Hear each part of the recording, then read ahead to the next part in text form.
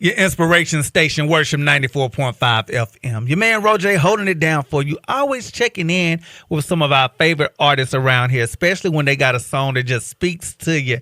You guys are familiar with my man Joshua Rogers. I have him on the phone right now, and I want to discuss this new single first and foremost. Seems like an anthem of sorts. We know 2020 was a hard year for a lot of us. 2021 still trying to get things on track in a sense, but what was your inspiration behind this record, Still Gon Trust? Behind the song, well, when I went to the producer, Lucius Hoskins, we talked about doing a ballad.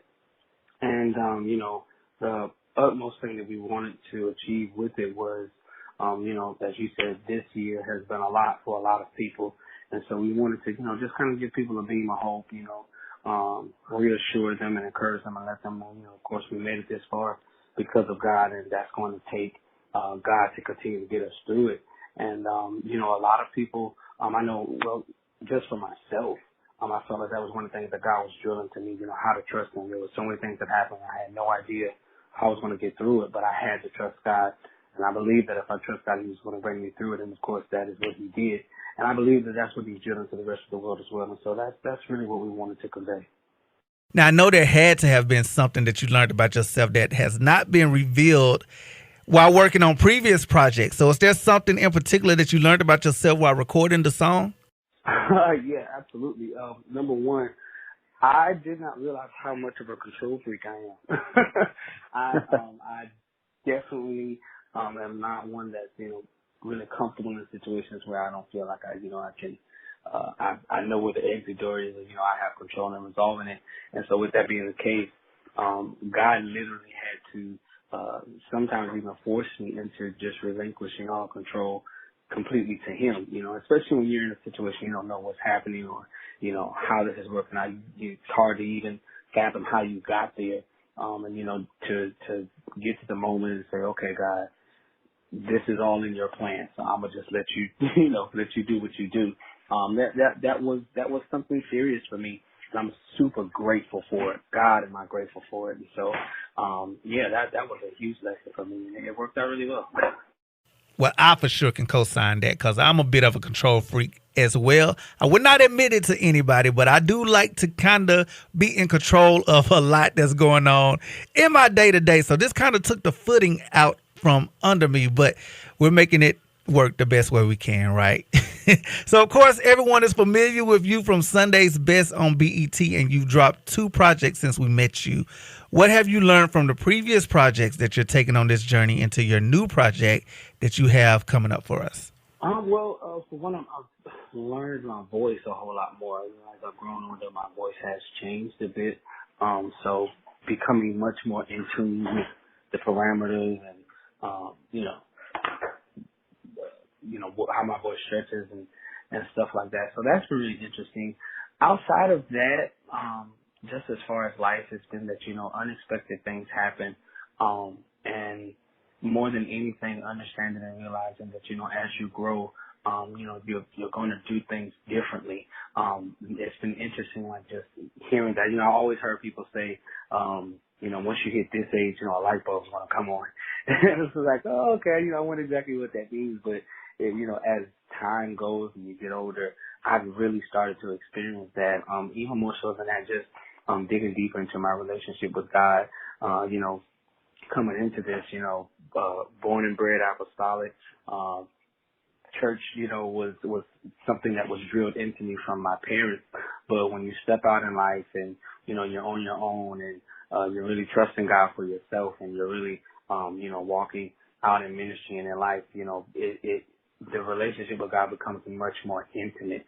And I've been enjoying that journey as well. So one of the things that I have really learned is how to, even as the song conveys, to trust and depend on Jesus, and to really allow God to do what it is that He's designed and divinely wants purposed you to do. And so that's definitely been probably one of the biggest things, because like I said, I've learned I'm a bit of a control freak, and I did not know that. So having the opportunity to see that, and have some self-awareness and be like, okay, this is something that, you know, it's nobody else's problem but yours, and you need to, you know, figure it out. And getting through that has been an interesting journey, but one of a lot of epiphanies.